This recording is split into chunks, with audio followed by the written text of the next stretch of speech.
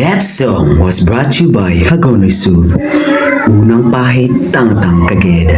Ado na ba kay problema sa katul-katul sa imong lawas? Ani ana ang Hagonoy Soup with antibacterial property. Makatangtang kini sa buni, anan ug alipunga ug sa uban pang mga katul-katul sa imong lawas. Mabibili kani sa mga butika. Maryuta na, malit na ta.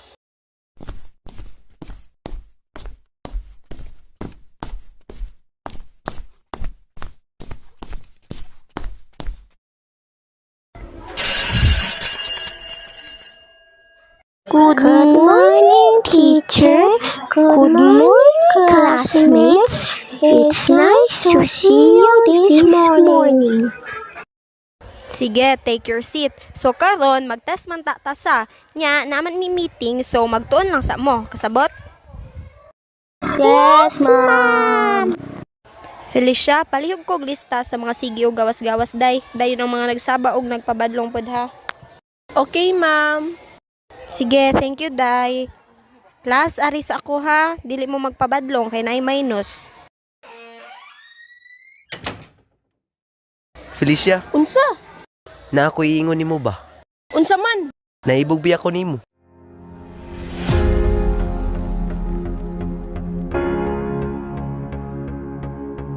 Nagtinato kay Rami sa usa-usa. Sa pag-angkon ako sa akong tinuod nga gibati, walay lain nabuhat si Felicia kundi isulti sa dahiyang gibati. Naibugyo ko nimo Tonyo. Taga Domingo magdungan mi og simba ni Tulyo. Iniguman sa simba mamalit dayon mi og ice cream ug cotton candy. Pero kung unsa kadali nagkaduol ang pagbati namo sa usag-usa, ingani pud kadali ilagyo kami sa tadhana.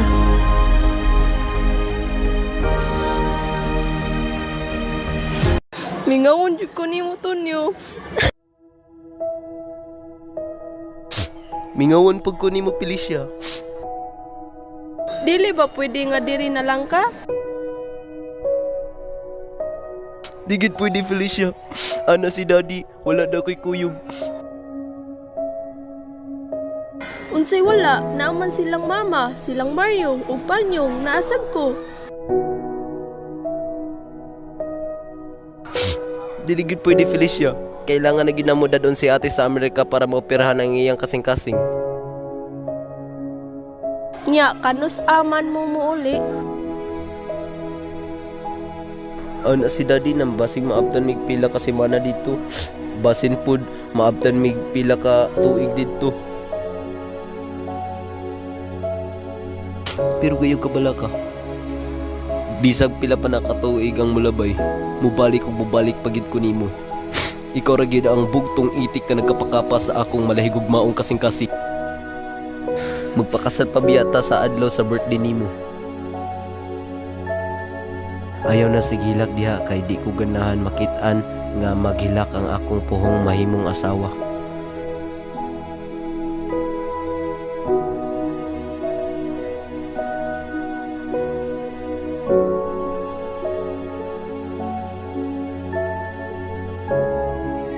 Walo ka tuig ang nilabay, wa pagitunyo nagpakita, pero padayon ako ngagkuptan ang saad ni Tonyo. Sugta na lagi ko, Felicia ba? Di lagi ko Ramon, kay na ako gihuwat.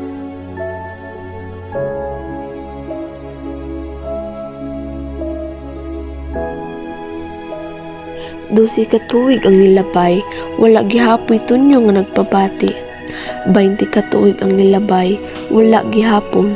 Nakahuman ako og eskwela, nakapatukod na og kaugalingon nga salon og butik, og kaugalingon nga balay, wala gihapoy Tonyo nagpabati. Usa ka adlaw sa butik, akong butik na ay gwafa nga foreigner nga babay ang nisulod. Good morning, ma'am. Welcome to Fel's Bouquet. How may I help you? I'd like to see your most beautiful wedding gown, miss. Sure, ma'am. Please follow me.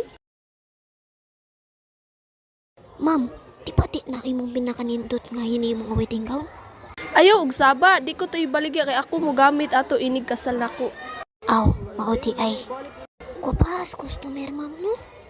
I'd like to buy this gown. Sure, ma'am. That would be 120,000 pesos, cash or card. Card, please. Very well, ma'am. Di siya, palihog ra kog pack atong mga gown para ni ma'am. Isulod atong box for only fabulous gown. Sige, ma'am. Congratulations, ma'am. The gown is officially yours. Thank you.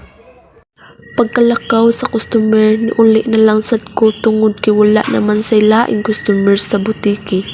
Pagkauli na ako sa akong balay, nakita na ko ang usa kasakinan nga naas akong garahe.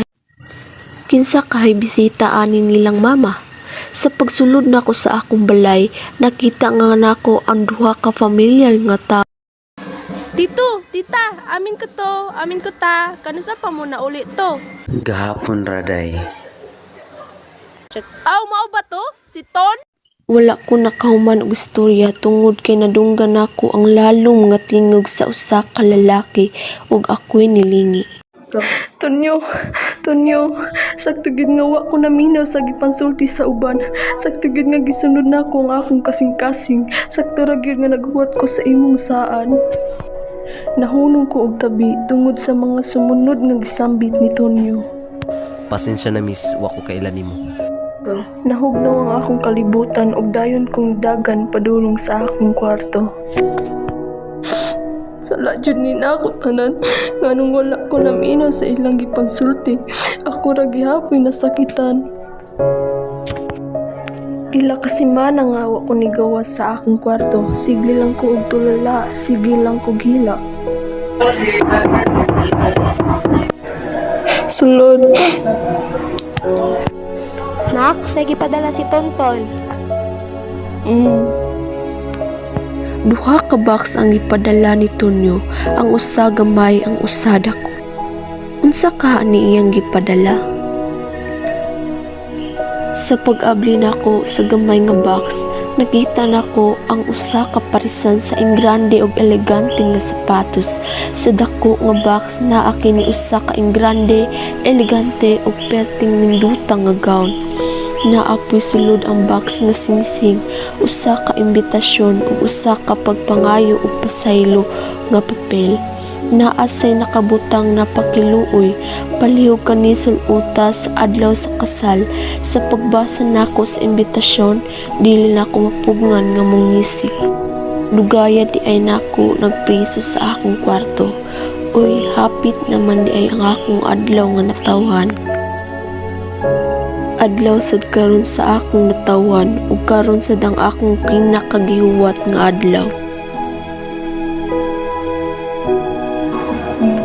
Naglakaw ko karon padulong sa altar. Nagtanaw ko sa usa-usang lalaki nga akong gimahal. Suot na ko ang iyang gihatag. Nagsagol ang akong gibati, kalipay o kaguol. Sakto gid di ay ang akong kasing-kasing. Sakto ra gyud nga naminaw ko niya kay karon tupadong sa akong hinigugma ang iyang saad. Karon sa atubangan sa altar, ikasal ang lalaki akong mahal sa babae nga bisag kanusa nga dili mamahimong ako ug dili pa pwedeng mahimong ako. Sakit man sa dughan, nalipay rasad ko nagtanaw sa akong mahal nga nalipay tungod sa iyang mahal.